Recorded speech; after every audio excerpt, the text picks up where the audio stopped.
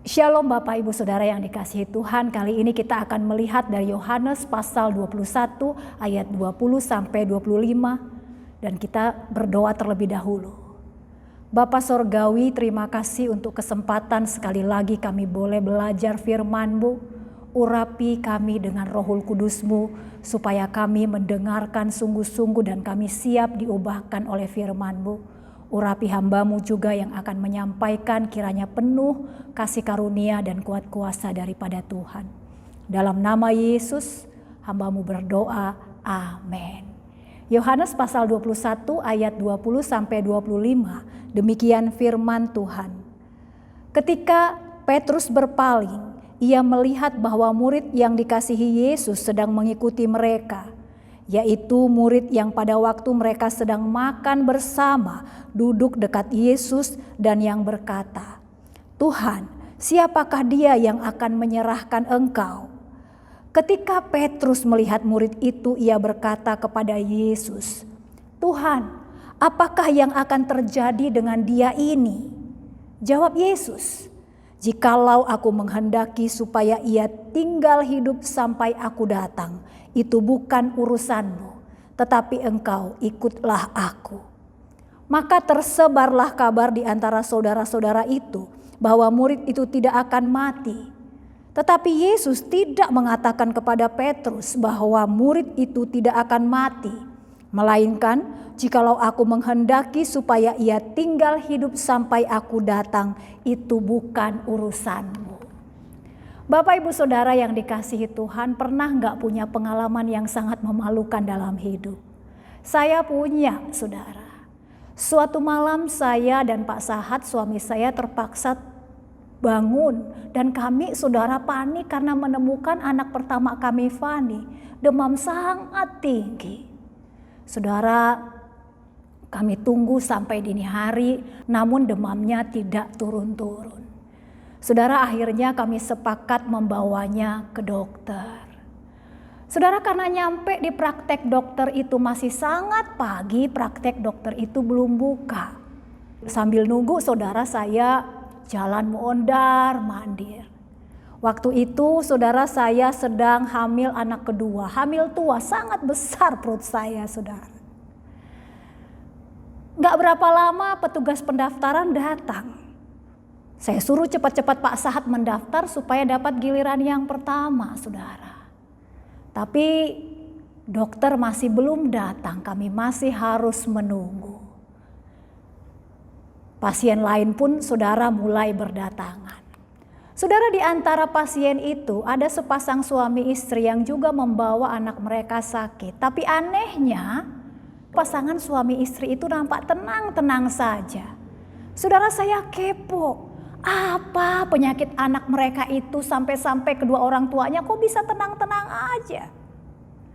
Saudara, waktu mereka duduk kelihatan mendiskusikan sesuatu, saya pura-pura nyari kursi, saudara. Dan saya temukan di situ, saudara, ada kursi bundar yang kecil. Saya ambil kursi itu, saya letakkan dekat banget dengan pasangan suami istri itu, supaya saya bisa nguping. Saudara, kemudian ketika saya duduk, apa yang terjadi? Kursi itu patah, saudara. Saya terjatuh dan terjungkal. Semua orang di situ termasuk suami saya panik. "Bu, ibu gak apa-apa. Hani, kamu gak apa-apa." Wah, saudara, sambil meringis menahan kesakitan, saudara, saya pegang perut buncit saya.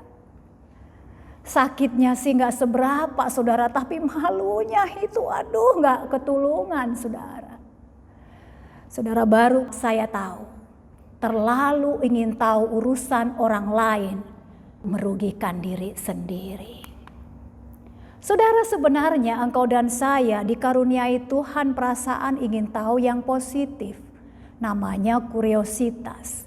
Ini, saudara, akan membawa peradaban manusia semakin maju. Ini adalah upaya manusia untuk mencari solusi dari masalah. Dari tidak tahu menjadi tahu. Dari sulit menjadi mudah. Tapi kepo ini sangat merusak, saudara. Kenapa? Karena ini perasaan ingin tahu yang kemudian nanti akan berkembang menjadi gosip, bahkan menimbulkan hoax. Celakanya saudaraku, kepo ini melanda semua orang termasuk engkau dan saya. Lihatlah saudara bagaimana kita stalking medsos mantan kita. Kita akan cari tahu siapa suaminya, siapa istrinya, berapa anaknya, di mana tinggalnya, apa kerjaannya. Saudara, kita akan nyari tahu kalau tetangga kita saudara pulang malam-malam. Apalagi mungkin Bapak Ibu Saudara dia pulang malam diantar orang yang mencurigakan. Kita ngintip dari jendela kita. Kerjaannya apa sih? Kok mobilnya gonta-ganti? Oh saudara, kita nyari tahu musuh kita itu lolos tes atau tidak. Tapi celakanya, kepo bisa juga dibungkus dengan hal-hal rohani. Oh saudara, kita pura-pura nanya itu, Bapak Ibu mau didoakan apa? Padahal sebenarnya kita ingin tahu apa masalahnya. Atau Bapak Ibu Saudara kita bertanya kepada gembala kita, mengapa orang itu dikasih pelayanan? Bukannya kemarin saya dengar-dengar dia punya masalah ya Pak? Atau kita juga pernah bilang begini, wah gereja yang sana cepet banget kelihatannya besar padahal pendetanya khotbahnya biasa aja. Saudara, seharusnya engkau dan saya gak perlu kepo apa rencana Tuhan dalam hidup orang lain. Kenapa saudara? Karena kepo bisa mengalihkan fokus utama kita. Saudara, bagi Petrus, pengalaman menyangkali Yesus sebanyak 3 kali sebelum Yesus disalib memang sangat menyakitkan saudara. Sebab itu ketika Yesus memulihkan panggilan Petrus dengan mengatakan, Simon anak Yohanes, gembalakanlah domba-dombaku.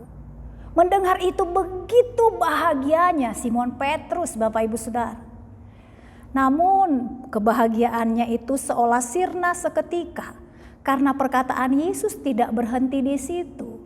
Yesus melanjutkan dengan berkata, saudara, sesungguhnya ketika engkau masih muda, engkau mengikat pinggangmu sendiri. Tetapi jika engkau sudah menjadi tua, orang lain akan mengikat engkau dan membawa engkau ke tempat yang tidak kau kehendaki. Apa artinya? Tuhan Yesus mau memberitahukan kepada Petrus bahwa onak dan duri, penderitaan akan menyertai sepanjang pelayanannya. Bahkan Yesus mau memberitahukan kepada Petrus bahwa cara matinya nanti disalibkan seperti dirinya. Apa reaksi Petrus mendengar perkataan Yesus itu, saudara? Dia langsung ngelirik kepada temannya, kepada Yohanes. Dan dia berkata, Tuhan, apa yang akan terjadi dengan dia ini? Atau dengan kata lain, dia ngelirik dan dia tanya, lah kalau dia gimana Tuhan? Saudara, bukannya lega, panggilannya dipulihkan, malah Petrus kepo akan nasib Yohanes. Apa jawaban Yesus? Itu bukan urusanmu, tetapi engkau ikutlah aku. Saudaraku, tidak jelas apa motif Petrus pingin tahu banget nasib Yohanes. Tetapi apapun motifnya, entahkah itu motif baik ataukah motif buruk, tapi segera setelah Petrus kepo akan nasib Yohanes, sejak saat itu ia tidak lagi fokus mengikuti Yesus dengan benar. Akibatnya sangat fatal, saudara. Petrus salah menangkap maksud Yesus. Maksud Yesus kepada Petrus, tetapi engkau ikutlah aku Petrus. Tapi Petrus menangkapnya, saudara, Yohanes tidak akan mati sampai Yesus datang kedua kali. Padahal Yesus tidak mengatakan demikian. Dan hoax itu pun akhirnya menyebar liar. Saudara, mengikuti seseorang itu artinya berjalan di belakang orang itu menjadi seperti orang itu. Mengikuti Yesus berarti saudara berjalan di belakang Yesus, menjadi seperti Yesus. Saudara, adalah hal yang bodoh bila engkau dan saya mencoba mengikuti Yesus, tapi mengalihkan pandangan pada yang lain, pada orang lain, saudara. Ini seperti seorang pelari, saudara, yang mengalihkan pandangannya dari garis finish ke pelari lainnya. Saudara, pelari seperti ini gak mungkin menang. Demikianlah, membandingkan diri kita dengan orang lain itu akan mengalihkan fokus utama kita.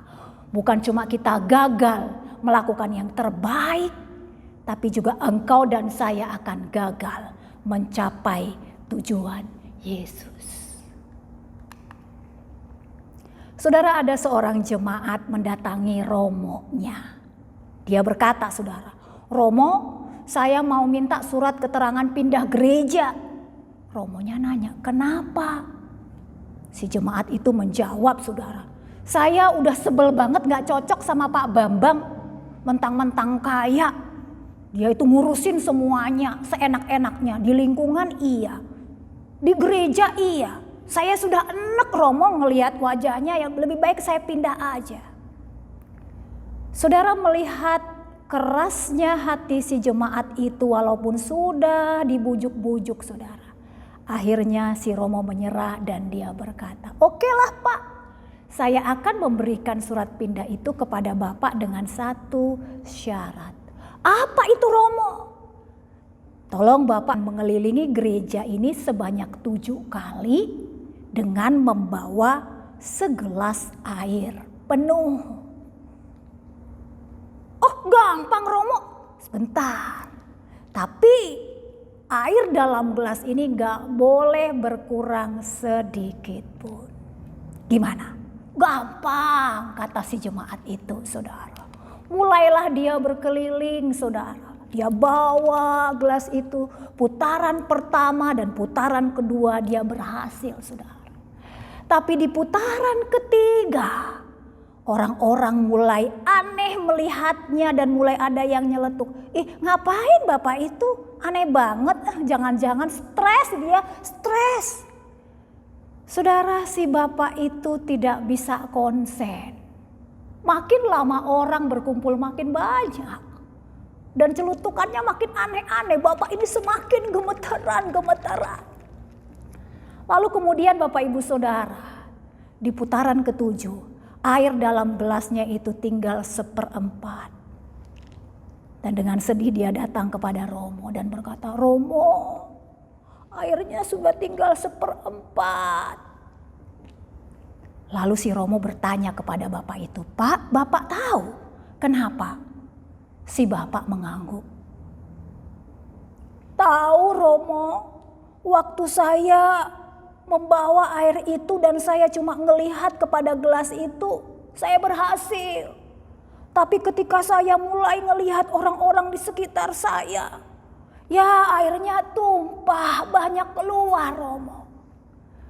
Saudara, apa jawaban Romo mendengar penjelasan si Bapak itu?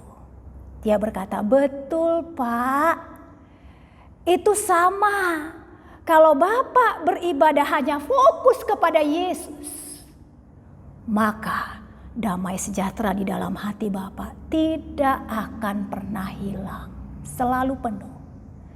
Tetapi ketika Bapak mengalihkan pandangan pada orang lain ketika beribadah, maka damai sejahtera itu akan hilang dari dalam hatimu." Saudaraku, engkau tidak perlu membandingkan dirimu dengan orang lain. Fokuslah mengiringi Yesus. Bahkan jika jalan mereka lebih mudah atau lebih sulit dari jalanmu, dengarlah Yesus. Itu bukan urusanmu, tetapi engkau ikutlah aku. Saudara, itu berarti ketika engkau dan saya melihat ada pasangan suami istri suka cekcok bahkan hampir bercerai, dengarlah Yesus berkata, "Itu bukan urusanmu, tetapi engkau ikutlah aku." Saudara, itu berarti ketika engkau dan saya mendengar anak tetangga dapat kerjaan bagus, dengarlah Yesus berkata, "Itu bukan urusanmu, tetapi engkau ikutlah aku." Itu berarti ketika engkau melihat temanmu lebih disayang dosen daripada engkau sendiri, dengarlah Yesus berkata, "Itu bukan urusanmu, tetapi engkau ikutlah aku. Saudaraku, dengarlah Yesus berkata, jika aku mau mengangkat musuhmu langsung masuk surga, tetapi aku mau engkau melewati lembah bayang-bayang kematian, itu bukan urusanmu, tetapi engkau ikutlah aku.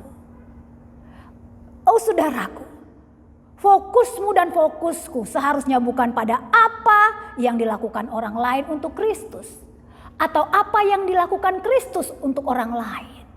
Oh saudara, fokusmu dan fokusku adalah apa yang harus kita lakukan untuk Yesus. Kenapa saudara? Karena Tuhan bisa memakai keunikan setiap orang untuk kemuliaannya. Saudara, sebagai sesama Rasul Yesus, lihatlah Petrus terjebak membandingkan diri dengan Yohanes. Tuhan, kalau aku mati martir dia gimana?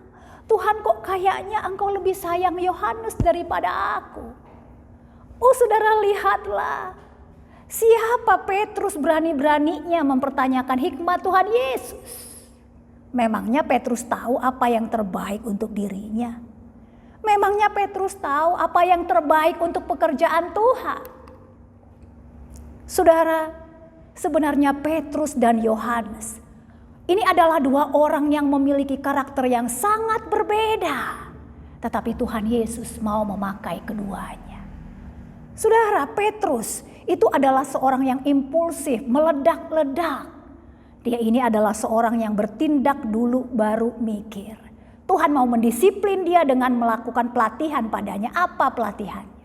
Memberikan kepada dia penderitaan sepanjang pelayanannya. Kenapa saudara? Karena kalau tidak menderita dia bisa kebablasan. Sedangkan Yohanes saudara, bagaimana karakternya? Dia adalah seorang yang lebih tenang, diam, penuh kasih. Pelatihannya apa saudara? Dia diminta untuk bersabar. Saudara, apa hasil pelatihan itu? Petrus menjadi pengkhotbah yang sangat efektif bagi mereka yang menderita dan tertekan. Sementara Yohanes, saudara, dia dikaruniai umur 100 tahun. Untuk apa? Dia dengan sabar melihat dari masa ke masa, kejadian demi kejadian. Yesus adalah Raja kekal yang berkuasa sepanjang zaman yang ditulisnya kemudian dalam kitab Wahyu. Saudara, lihatlah, masing-masing dibutuhkan dalam pekerjaan Kristus. Pelayanan keduanya dibutuhkan dalam pekerjaan Kristus. Saudaraku, 10 tahun terakhir ini jujur saya tertarik untuk mendalami pelayanan berkhotbah. Saudara, saya sebenarnya sadar sih kelemahan saya. Sulit banget konsentrasi. Jadi kalau nyiapin khotbah saudara, saya bisa menghabiskan waktu berminggu-minggu. Belum lagi saudara, saya ini sering ngomong belibet, kaku, kata orang kalau khotbah kayak orang marah-marah, sulit untuk eye contact. Oh saudara, namun saya nggak menyerah, saya coba lagi. Apa hasilnya saudara? Jujur kurang memuaskan. Kalau saya habis khotbah saudara, di gereja kami, dalam jemaat kami, paling ada 1 atau 2 orang yang mengucapkan terima kasih ya Bu untuk firman-Nya. Saya coba saudara unggah di YouTube, berapa viewersnya? Nggak lebih dari 200 orang saudara, lebih banyak saya yang ngeklik, lebih banyak saya yang nonton saudara. Diam-diam sebenarnya saya iri dengan pengkhotbah lainnya yang viewernya bisa mencapai jutaan orang. Saudara, ada banyak sebenarnya pengkhotbah favorit saya. Tapi salah satunya adalah Charles Spurgeon. Oh saudara, dia dijuluki Prince of Preacher pada abad 19. Wajar saudara, lebih dari 100 juta orang sudah mendengar khotbahnya. Bahkan sampai sekarang pengaruhnya masih besar. Saudara, suatu kali ketika saya sedang nyiapin khotbah, saat itu saya lagi nyari-nyari sumber saudara. Ketemulah saya dengan artikelnya Pendeta Spurgeon. Wah, saya baca dan saya terkagum-kagum saudara. Bagus banget. Bagus banget saudara. Saya berkata dalam hati, kok bisa ya? Kok bisa dia gali teks yang biasa itu jadi dalam banget, mudah dimengerti dan menyentuh hati. Aduh gila, hebat banget. Saudara, dalam hati saya berdoa kepada Tuhan. Tuhan, pakailah saya seperti pendeta Spurgeon. Namun saudara, saya terusik waktu saya membaca biografinya Charles Spurgeon. Saudara, Charles Spurgeon ini memang pendeta besar, tapi sepanjang hidupnya dia ini sakit-sakitan. Umurnya pendek saudara, 57 tahun. Tapi Charles Spurgeon ini rupanya mempunyai ayah yang namanya John Spurgeon. Dia juga adalah seorang pendeta, tetapi pendeta dari gereja kecil tidak terkenal. Dia dikaruniai usia yang panjang 91 tahun. Saudara, setelah saya selesai membaca biografi Spurgeon itu saudara, seolah Tuhan bertanya kepada saya, Rina, kamu mau seperti Charles Spurgeon atau John Spurgeon? Jujur saudara, saya tidak bisa menjawab, saya terdiam. Dan seolah saya mendengar Tuhan berkata kepada saya, Rina, belajarlah banyak dari Charles Spurgeon. Tetapi kalau aku mau memakaimu seperti John Spurgeon, itu bukan urusanmu. Saudara, perkataan Tuhan itu sangat memukul saya. Oh saudaraku, mungkin engkau pun pernah bertanya, kenapa ya orang lain pinter banget matematika, aku enggak? Kenapa ya orang lain kelihatannya mudah dapat kerja, aku enggak? Kenapa ya orang lain kelihatannya sehat-sehat saja, aku sakit-sakitan? Oh saudara, mengapa gereja orang lain nampaknya cepat banget bertumbuh, gereja aku tidak? Saudaraku, dengar ini. Engkau bukan mereka. Mereka memiliki bakat yang unik yang engkau dan saya tidak miliki. Sebaliknya, engkau memiliki bakat yang unik yang tidak mereka miliki. Dan Tuhan dapat menggunakan setiap keunikan engkau dan saya untuk kemuliaannya. Saudara, tahukah engkau siapa orang di balik penampilan Jokowi yang keren dan bersahaja? Salah satunya adalah Bapak Suparto. Dia adalah penjahit yang berasal dari bantaran sungai di Solo. Sejak Pak Jokowi menjadi wali kota hingga ia menjadi presiden, Pak Suparto lah penjahitnya. Memang saudara, ketika orang-orang tahu bahwa Pak Suparto menjadi penjahit Jokowi, omsetnya bertambah. Tapi bukan itu kebanggaannya. Apa kebanggaannya saudara?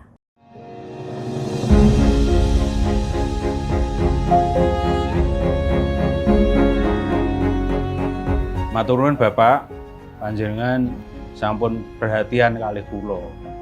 Setiap kali jenengan didangu piyayi penjahit di mana, kok selalu mengatakan penjahit saya yang di Solo, di desa yang di pinggir sungai itu. Saya sangat terharu sekali. Mugi-mugi panjenengan diparingi sehat, yuswa panjang, saged nerasaken amanah ingkang dipun paringaken dhateng panjenengan. Saged sukses sehingga negeri kita menika saged kuncara wonten ing tlatah donya sakiwa temenipun. Menika nggih.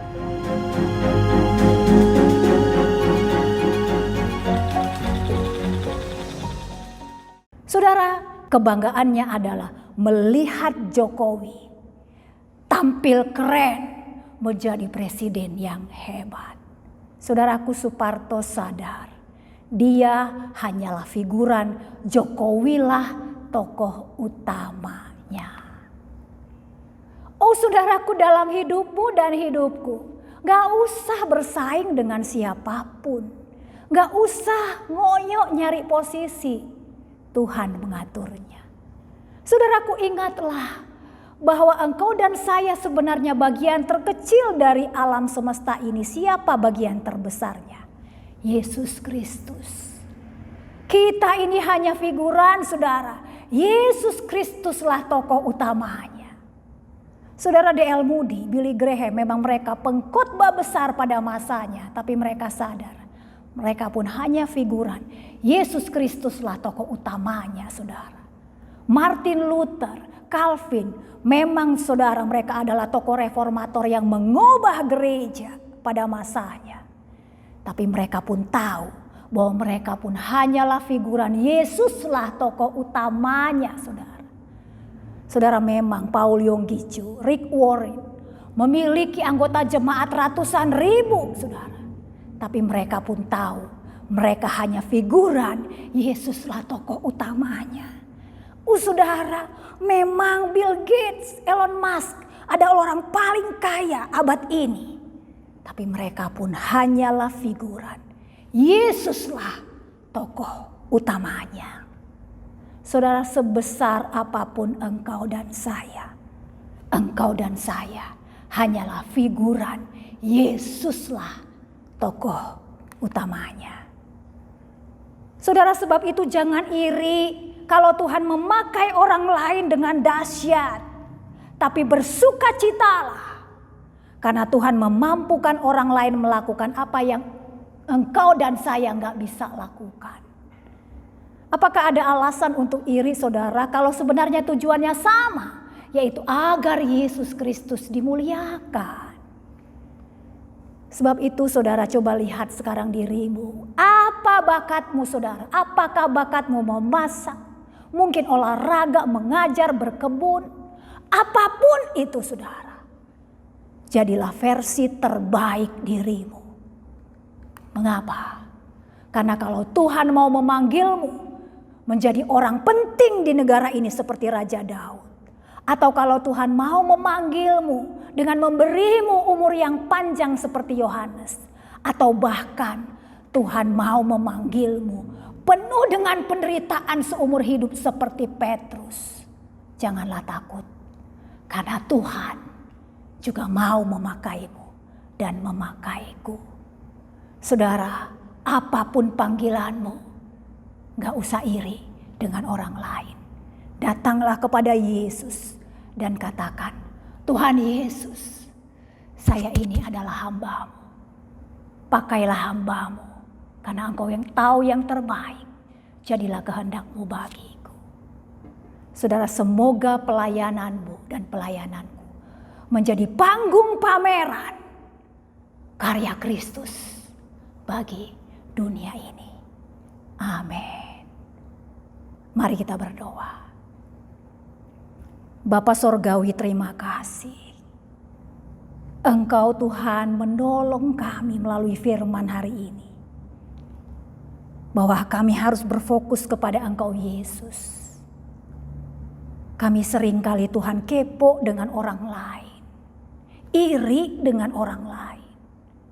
Padahal Tuhan punya maksud pribadi bagi kami masing-masing. Dan Engkau bermaksud baik bagi kami. Tolonglah kami Tuhan dalam perjalanan hidup ini. Langkah demi langkah mengikuti Engkau menjadi seperti Engkau. Tolonglah kami bersyukur untuk kehebatan orang lain. Karena dengan demikian Tuhan kami tahu tujuan kami sama. Sama-sama memuliakan Kristus. Terima kasih untuk firman-Mu. Teguhkanlah kami. Dalam nama Yesus kami berdoa. Amin.